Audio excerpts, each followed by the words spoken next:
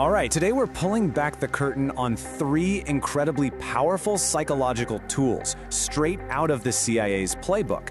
And here's the thing, these aren't about force at all. They're about a really sophisticated understanding of how the human mind actually works. So, let me ask you something. Have you ever been in a conversation where there's that awkward pause? You know, the dead air, where you can almost feel the tension building? It makes us feel uncomfortable, almost anxious. There's this deep, primal urge to just fill that space with something, anything. But what if you could actually use that feeling?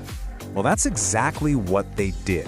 The CIA looked at that universal human discomfort and, they weaponized it. They transformed silence from just an absence of sound into a powerful, active instrument for getting information. So our first technique is what we're calling the weapon of silence. This is all about leveraging that natural human need to avoid a vacuum in a conversation. It's a strategy that's, it's surprisingly simple, but trust me, it's incredibly effective. Here's the breakdown. It's basically 4 steps. First, you ask a really direct, pointed question. And then, you just wait. You stay completely silent. You don't nod, you don't say, nothing. The other person's brain just goes into overdrive trying to fix that tension. And to do that, they often just start talking. They start oversharing, revealing way more than they planned, all just to make that uncomfortable feeling stop. Okay, so let's shift gears to our second technique. This one moves away from creating pressure and focuses on building a connection. It's called the echo of trust, and it's this really subtle way to build rapport and make someone feel completely understood, which of course encourages them to open up. The technique itself is almost laughably simple. It's called mirroring. All an agent has to do is repeat the last few words the other person just said, maybe with a slight upward inflection, like it's a question. That's it.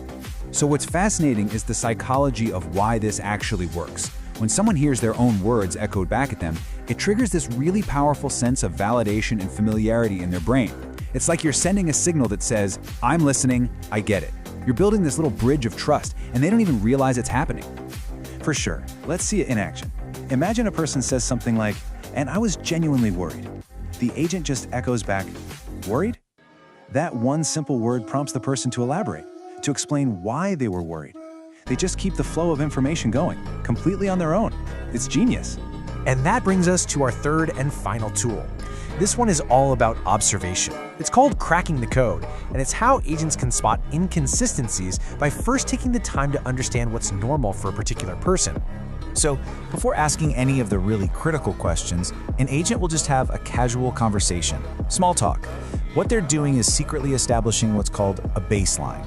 They're just cataloging how the person acts when they're totally relaxed, their normal tone of voice, their typical gestures, their posture. This basically becomes the control group in their little mental experiment. Okay, so once they have that baseline locked in, they watch for any changes, any deviations when the conversation shifts to more sensitive stuff, right? Does their voice suddenly get higher? Do their eyes start darting around? Are they fidgeting more? The agent is looking for that contrast, that clear difference between their relaxed state and their stress state. Now, this is a really crucial point. A deviation from that baseline doesn't automatically mean the person is lying. It's not a confession. What it is, though, is a bright red flag. It signals stress or fear or some kind of internal conflict. It tells the agent, hey, dig right here. This is where it gets interesting.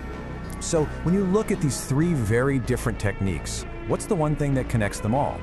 Well, it's that the real target isn't the person themselves, but the predictable, almost universal patterns of the human mind. So to recap, we've looked at the weapon of silence, which uses our discomfort to its advantage. We have the echo of trust, which plays on our deep need for validation. And cracking the code, which basically uses our own behavioral tells against us. And that's really the ultimate takeaway here. The most effective intelligence tools aren't all the gadgets and weapons you see in the movies. No, they're a deep, nuanced understanding of human psychology, our fears, our needs, and all our little involuntary reactions. So, I'll leave you with this thought. Now that these tools are sort of declassified for you, where are you going to start seeing them? In a sales pitch, a political debate, or maybe even in your own day-to-day conversations? The patterns are absolutely everywhere, once you know what to look for.